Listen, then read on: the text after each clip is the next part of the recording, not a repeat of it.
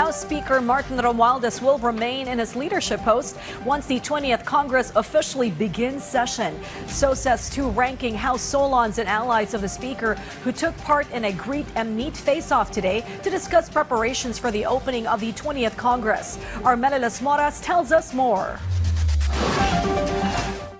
Several House leaders are confident that Speaker Martin Romualdez will remain as the leader of the House of Representatives of the 20th Congress. This amid rumors of a possible change of leadership in the lower chamber. According to House Deputy Speaker David J.J. Suarez and House Committee on Agriculture and Food Chair Mark Enverga, they fully support Speaker Romualdez. They also claim they have not heard of anyone attempting to replace him. Alam mo, hindi mo maiiwasan yun kasi syempre papasok ka talaga sa bagong kongreso, ang daming ufo-float, ang daming pangalan na babanggitin. Kaso lang sa amin, sa lakas, we're the dominant majority party. Kung di po ako nagkakamali, we have around 105 elected congressmen and we're 100% behind the leadership of Speaker Martin Romualdez. Of course, under the banner of continuity. We believe that si Speaker Martin will continue his term as Speaker. I guess it's just a matter of discussing it siguro in the coming month probably or soon enough. So I think tuloy naman to. Wala naman, I don't know any rumors. Wala naman ako nadidinig ng mga rumors dyan.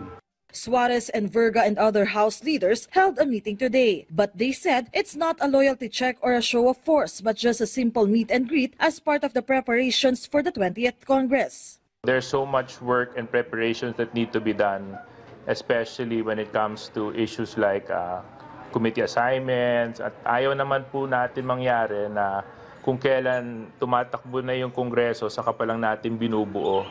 So maganda, maaga pa lang pinaghahandaan na natin to para pagpasok po namin sa July 1, trabaho na agad ang gagawin namin sa Kongreso. Deputy Speaker Suarez emphasized that in the 20th Congress, they will focus on passing more key administration measures concerning the economy, agriculture, health, and other sectors. At present, there's also an issue claiming the pending impeachment of Vice President Sara Duterte by the lower house has allegedly weakened support for the administration's slate in the 2025 midterm elections. However, Suarez disagrees. Kung titignan po natin yung winning rate ng mga congressmen na pumirma sa impeachment, I think that was at 86%.